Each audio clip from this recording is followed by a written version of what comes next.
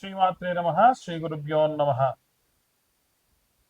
తతో రావణ నీతాయ సీతాయాశ్చతుర్కర్షణః ఈయేషా పదమన్వేష్టం చారణా చరితే పది. ద్వాదశ రాశుల వారికి కూడా ఈ జూలై నెల నుండి ప్రారంభించి డిసెంబర్ నెల వరకు కూడా చాలా వరకు ప్రమాదకరమైన మిశ్రమ ఫలితాలు గోచరిస్తూ ఉన్నాయి. నేను ఇప్పుడు చెప్పినటువంటి శ్లోకం కూడా సుందరాకాండలో ఆంజనేయ స్వామి ప్రారంభించినటువంటి శ్లోకం. ఈ శ్లోకం ఏదైతే ఉందో ఇది ప్రత్యేకంగా ప్రతి ఒక్కరూ కూడా పఠించడం వలన విపరీతమైనటువంటి శక్తి లభిస్తుంది. మరొకసారి ఆ శ్లోకం చెప్తున్నాను. తతో రావణ నీతాయా సీతాయా శత్రుకర్షణ ఈయేషా పదమన్వేష్టం చారణా చరితే పది. మేషరాశి నుండి మీనరాశి వరకు కూడా ప్రతి ఒక్కరికి కూడా ఈ యొక్క 6 నెలల్లో ఎలా ఉండబోతుంది అనే విషయాన్ని ఇప్పుడు మనం తెలుసుకుందాం. ప్రప్రథమంగా మేషరాశి వారికి ఈ 6 నెలల్లో కూడా మిశ్రమ ఫలితాలు గోచరిస్తూ ఉన్నాయి. ఏలినాటి శని ప్రభావం వచ్చేదానికంటే ముందు వాతావరణం ఎలా ఉంటుందో అలాగే ఉంది. ముఖ్యంగా చూసుకున్నట్టయితే జూలై నెలలో మేషరాశి వారికి ద్వితీయంలో శుక్రుడు, తృతీయంలో గురువు, అలాగే చతుర్థంలో బుధుడు, కేతుల యొక్క కలయిక, అలాగే ఏకాదశ ద్వాదశ స్థానాల్లో రాహువు మరియు శనిగ్రహ సంచారాలు ఉన్నాయి. మనం చూసుకుంటే ఆగస్టులో కూడా గ్రహ సంచారం అంతా ఆల్మోస్ట్ ఇలాగే ఉంది. శుక్రుడు మరియు గురువు యొక్క కలయిక మాత్రం ఆగస్టు నెలలో కనిపిస్తూ ఉంది. ఆ తర్వాతకి సెప్టెంబర్ విషయానికి వస్తే గ్రహ సంచారం అంతా అలాగే ఉంది. ఈ యొక్క శుక్రుడు కేతు కలయిక ప్రారంభమైంది. కుజుడు తన స్థానభ్రంశం చేయడం జరిగింది. అలాగే అక్టోబర్ లో చూసుకున్నట్టయితే కేతు అక్కడే ఉన్నాడు. తన యొక్క స్థానం నుంచి వచ్చినటువంటి కుజుడు దాటేసి ముందుకు వెళ్ళిపోవడము, శుక్రుడు వచ్చేసి కన్యా రాశిలోకి రావడము, అలాగే బుధుడు ఈ యొక్క కుజగ్రహంతో కలయికతో ఉండడము, అలాగే ఈ యొక్క శనిగ్రహానికి సంబంధించి ఈ యొక్క ఏకాదశ ద్వాదశ స్థానాల్లో ఉండడము, ఈ గ్రహ సంచారాలన్నింటినీ బట్టి చూసుకుంటే జరిగేటువంటి కాలంలో 12 రాశుల వారిలో కూడా మేషరాశి వారు చాలా ప్రత్యేకమైనటువంటి స్థానంలో ఉన్నారని చెప్పొచ్చు. ముఖ్యంగా జూలై నెల నుంచి ప్రథమార్థం అంటే జూలై, ఆగస్టు, సెప్టెంబర్ 3 నెలల్లో చూసుకుంటే వీరికి జరిగేటువంటి విషయాల్లో అంటే వీరి యొక్క మొదటి 2 నెలల్లో జూలై, ఆగస్టు నెలల్లో అనవసరంగా మాట్లాడి ఏదైనా ఆస్తికి, కుటుంబానికి సంబంధించి ఏదైనా కలహాలు వచ్చేటువంటి అవకాశం ఉన్నాయి. అలాగే కమ్యూనికేషన్, వారి యొక్క తోబుట్టువులతోని కమ్యూనికేషన్ ఏదైతే ఉందో వాటికి సంబంధించి ఏదైనా ఇబ్బంది కలిగే అవకాశం ఉంది. వారి యొక్క తల్లిగారి నుంచి వచ్చేటువంటి బేసిక్ హెరిడిటీ ఏవైతే ఉంటాయో అంటే ఆరోగ్యపరమైనటువంటి సమస్యలు కానివ్వండి, ఇతరత్ర ఏమైనా కానీ కాస్త ఇబ్బంది పెట్టే అవకాశం ఉంది. అలాగే ఎవరైతే పిల్లలు అంటే కాస్త ఎవరైతే ప్రేమ వ్యవహారాల్లో ఉండి ఉంటారో మేషరాశికి సంబంధించిన వారు ఈ 6 నెలల్లో కూడా మొదటి 3 నెలలే శ్రేయస్కరంగా ఉంది. తర్వాతి కాలం అంతా కూడా వీరి చేయి దాటిపోయేటువంటి సమయం అని చెప్పొచ్చు. అలాగే ఆరోగ్యానికి సంబంధించి, అప్పులకు సంబంధించి 5వ స్థానం కాబట్టి 5వ స్థానంలో బుధుడు మరియు కేతు గ్రహాల యొక్క కలయిక అనేటువంటిది ఉండడం వలన, అలాగే కుజుడు కేతు కలయిక, కొంతకాలం తర్వాత శుక్రుడు మరియు కేతు యొక్క కలయిక ఇలా ఉండడం వలన కేతు మాత్రం మారడం లేదు. ఈ కాల సర్ప దోషం అనేటువంటిది 6 నెలల పాటు ఉంటుంది కాబట్టి ఇదే రకమైనటువంటి గ్రహ సంచారంతో తీవ్రమైనటువంటి ఇబ్బంది పడేటువంటి అవకాశం ఉంది. కాస్త జాగ్రత్తగా ఉండడం మంచిది.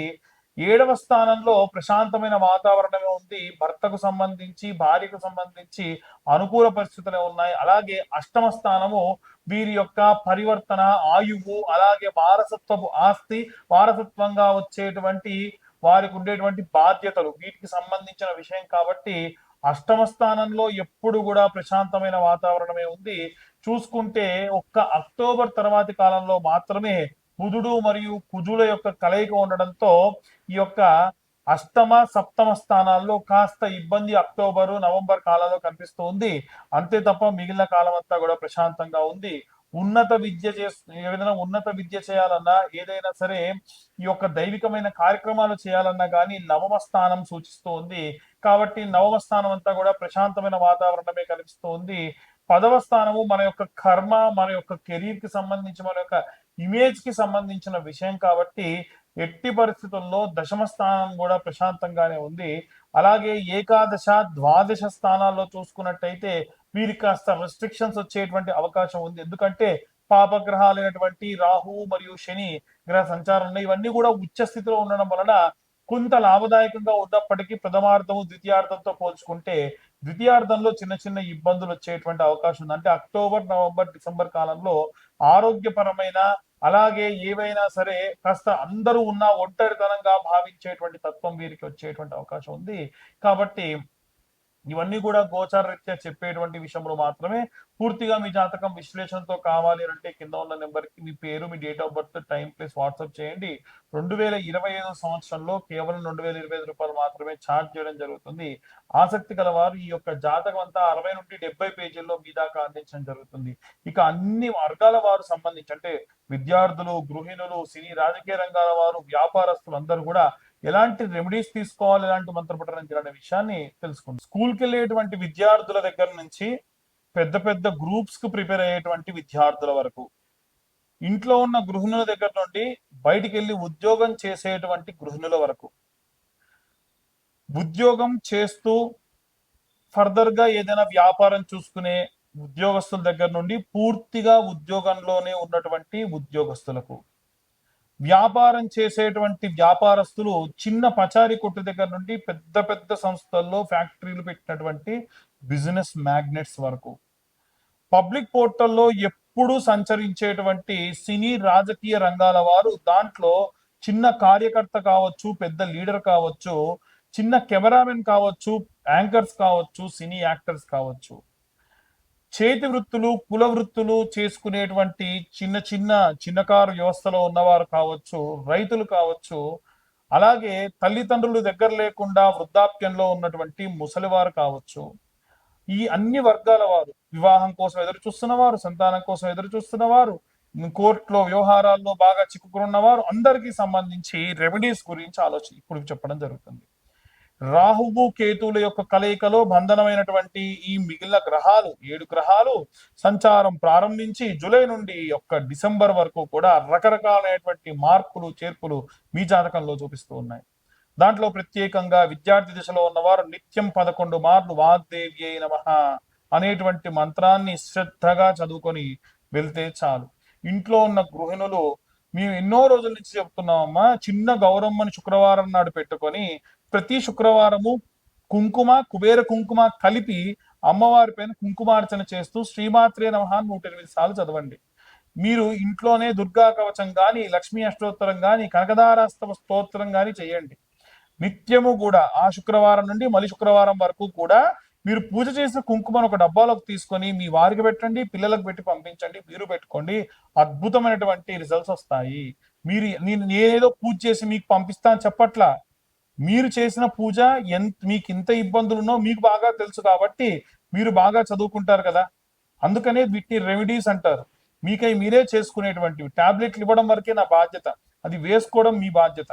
వేసుకుంటే ఖచ్చితంగా పనిచేస్తాయి. కాబట్టి ఆ రెమెడీస్ అన్ని పాటించండి. ఆ కుంకుమార్చన చేసేటప్పుడు శ్రద్ధా భక్తులు, స్టవ్ మీద ఏదో పెట్టాను, ఆ పాలు పొంగుతున్నాయో లేదో, బయట వాళ్ళు ఎవరో పిలుస్తున్నారు, నాకు ఆఫీస్లో ఏం పని ఉంది, ఏమీ ఆలోచించకుండా శ్రద్ధగా 15 నిమిషాలే కదా అమ్మవారి కుంకుమార్చన చేసి ఆ కుంకుమ నిత్యం అందరూ ధరించండి.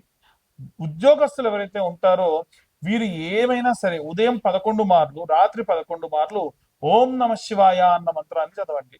ఒకవేళ కరుంగలి మాల లాంటివి ఏవైనా ఉంటే 108 సార్లు మాలతో చదివి మాల ధరించి వెళ్ళడం వల్ల మీకు చాలా శక్తినిస్తుంది. ఆ కరుంగలి మాల కావాలంటే కింద ఉన్న నెంబర్కు కాంటాక్ట్ చేయండి, మీ దాకా నేను అందిస్తాను. పూజ చేసి హోమంలో పెట్టి కేవలం 1016కే మీకు కరుంగలి మాలను నేను అందిస్తా. బయట ఇంకెక్కువ రేట్లు ఉన్నా సరే తక్కువ రేటుకి మీ దాకా ఇస్తా. అయితే వ్యాపారస్తులు ఎవరైతే ఉంటారో మీ వ్యాపార స్థలంలో ప్రత్యేకమైనటువంటి శౌచములు, ప్రత్యేకమైనటువంటి గాలి, ప్రత్యేకమైనటువంటి స్పర్శ దోషములు వచ్చేటువంటి అవకాశం ఉంది. ఒక డేట్ లో ఉన్న స్త్రీ ఎవరైనా షాప్ దాకా వచ్చి అడగొచ్చు. ఎవరైనా శౌచంలో ఉంటే, అంటే ఎవరైనా గతిస్తే శౌచంలో ఉన్న వాళ్ళు కూడా వచ్చి ఏవైనా కొనుక్కొని వెళ్ళొచ్చు. అలాగే ఆ వ్యాపార స్థలానికి ఒకరిని కాదండి, ఎక్కడెక్కడి నుంచో సంచారం చేసి వచ్చిన వాళ్ళు కూడా రావచ్చు కదా. అలాంటివి ఏవి కూడా ఉండకూడదు అంటే ఒక చిన్న రెమెడీ. ఆవు నెయ్యి, స్వచ్ఛమైన ఆవు నెయ్యి ఒక చిన్న కప్పులో వేసుకోండి. తెల్ల ఆవాలు వేసుకోండి. సాంబ్రాణి, గుగ్గిలము, మైసాచి అని దొరుకుతాయి. మొత్తం పొడి చేసి ఆ పొడిని దాంట్లో ఒక చెంచాడు పొడి వేసుకొని కలుపుకొని చిన్న సాంబ్రాణి కప్ వెలిగించి ఈ పదార్థాన్ని 11 మార్లు అందులో వేయండి. అది కూడా శుక్రవారం నాడు చేయండి, లేదా గురువారం సాయంత్రము, శుక్రవారం సాయంత్రం 2 రోజులు చేయండి. అక్కడ ఎప్పుడైతే పొగ పారుతుందో అంత ప్రత్యేకంగా ఉంటుంది. వ్యాపార స్థలం దగ్గర పటిక పెట్టుకోవాలి. ఉప్పు పోసి గాజు పాత్రలో పటిక పెట్టాలి. పటిక అంటే తినే పటిక కాదండి, మనం నీళ్లు శుద్ధత చేయడానికి గడ్డం గీసిన తర్వాత రాస్తారు కదా, ఆ పటిక పెద్ద పెద్దవి ఉంటాయి, అవి దొరుకుతాయి, అవి పెట్టుకోండి. అలాగే పసుపు కొమ్ములతోని మాల, ఇది అందరూ చేయొచ్చండి, ఒక వ్యాపారస్తులు కాదు, ఉద్యోగస్తులు కాదు, అందరూ. పసుపు కొమ్ములు మాలగా పూలు ఎలా అల్లుతారో అలా అల్లి మీ ఇంట్లో ఎదురుగ్గా అమ్మవారి ఫోటో పెట్టి అమ్మవారి మెడలో ఈ మాల వేయండి. దాని వలన ఎంతో ఎంతో ఎంతో నరదృష్టి ఉంటే పోతుంది. ఇవన్నీ ప్రత్యేకంగా చెప్పేటువంటి రెమెడీస్, ఇవి ఆచరిస్తే చాలా మంచిది. అలాగే ప్రతి అమావాస్యకి ఇంట్లో కానీ వ్యాపార స్థలంలో కానీ గుమ్మడికాయ ఆంజనేయ స్వామి దగ్గర, కొత్త గుమ్మడికాయ ఆంజనేయ స్వామి దగ్గర పెట్టి ఆ మరుసటి రోజు దానికి పసుపు రాసి 11 బొట్లు పెట్టి కట్టాలి. చాలా మంది చేసే తప్పు ఏంటంటే పాత ఉట్టిలోనే గుమ్మడికాయ పెట్టేస్తూ ఉన్నారు. ఎలా, ఎట్టి పరిస్థితుల్లో అలా చేయకండి. ఎందుకంటే పాత ఉట్టి కుళ్ళిపోయినటువంటి రసం అంటుకొని ఉంటుంది కాబట్టి మళ్ళీ దీనికి అంటుకొని ఆ కొత్త గుమ్మడికాయ కూడా ఖరాబ్ అయ్యేటువంటి అవకాశం ఉంటుంది. కాబట్టి అలా చేయకండి. అలా అలాగే ఎవరైతే ఈ యొక్క కోర్టు కేసులు గొడవల్లో ఉంటారో ప్రతి నెల సామూహికంగానైనా సరే చండీ హోమాలు జరుగుతూ ఉంటాయి. వీలైతే మీకై మీరే చండీ హోమాలు మీ ఇంట్లో చేయించుకోండి. కుదరని పక్షంలో దేవాలయంలో, దుర్గా దేవాలయంలో ఇవాళ రేపు అన్ని చోట్ల చేస్తున్నారండి. కావాలంటే మమ్మల్ని కూడా కాంటాక్ట్ చేయండి. కేవలం 1000 రూపాయల నెలకు చండీ హోమం చేస్తారు, సామూహికంగా చేస్తారు. లేదు మీ దగ్గరలో ఎవరైనా చేసేవారు అక్కడైనా చేయించుకోండి, పర్వాలేదు. అదొకటి. చేయించడం వల్ల కోర్టు వ్యవహారాలు, గొడవలు, డైవర్స్ కోసం ఇబ్బంది పడుతున్న వాళ్ళు బయటపడతారు. వివాహం కానటువంటి వాళ్ళు ఎవరన్నా ఉంటే గనక కన్యాపాశుపతం అని అబ్బాయిలు చేయాలి అమ్మాయి కోసము, వరపాశుపతం అని అమ్మాయిలు చేయాలి అబ్బాయి కోసం. అలా గనక రుద్రుడికి చక్కెరతో అభిషేకం చేసి హోమం చేయడం వల్ల వివాహం అవుతుంది. కావాలంటే ఈ యొక్క హోమానికి కూడా మమ్మల్ని కాంటాక్ట్ చేయొచ్చు. మీ దగ్గరలో ఉన్న అర్చకులైనా సరే అడిగి మీరు హోమం చేయించుకోండి. దీన్ని అబ్బాయిలు చేయాలంటే కన్యాపాశుపతం, అమ్మాయిలు చేయాలంటే వరపాశుపతం అంటారు. అలాగే ఎవరికైతే సంతానం లేదో వారు చేయించుకోవాల్సింది ఏంటంటే సంతాన పాశుపతం అని ఉంటుంది, అది చేయించుకోండి. శారీరక దౌర్బల్యము, విపరీతమైన ఆరోగ్య సమస్యలు ఉన్నాయంటే సర్వాంగ పాశుపతము అని పాశుపత హోమాలు ఉంటాయి, అలా చేయించుకోండి. అలాగే ఈ యొక్క 6 నెలలు కూడా మీరందరూ కూడా ఏం చేయండి అంటే ప్రతిరోజు నవగ్రహాల దేవాలయంలో 21 మార్లు క్లాక్ వైజ్ డైరెక్షన్ అంటే సవ్య దిశలో తిరగండి. 6 సార్లు అపసవ్య దిశలో అంటే యాంటీ క్లాక్ వైజ్ డైరెక్షన్ లో 6 సార్లు తిరగండి. ఉన్న నవగ్రహాల్లో 7 గ్రహాలకి క్లాక్ వైజ్ డైరెక్షన్ లో ప్రదక్షిణ చేయాలి. మిగిలిన 2 గ్రహాలు రాహుకేతులకు యాంటీ క్లాక్ వైజ్ లో చేయాలి. ఇలా చేయడం వల్ల కూడా దోషం పోతుంది.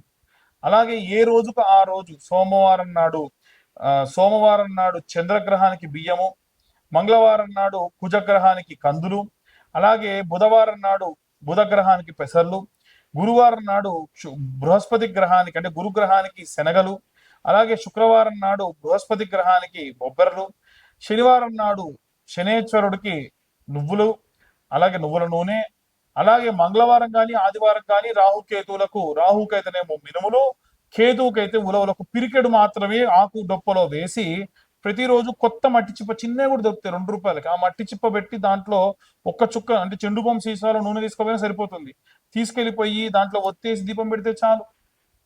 ఈ 6 నెలలు ఇలా చేస్తే ఏ హోమాలు ఏ పూజలు అవసరం లేదండి. కాబట్టి ఇలాంటి రెమెడీస్ చేయడం వలన అందరూ కూడా ఆరోగ్యవంతంగా ఉంటారు, జరిగే ప్రమాదాల నుండి బయటపడతారు. అందరూ బాగుండాలి, అందులో నేనుండాలని కోరుకుంటున్నాను. సర్వే జనా సుఖినో భవంతు. స్వస్తి.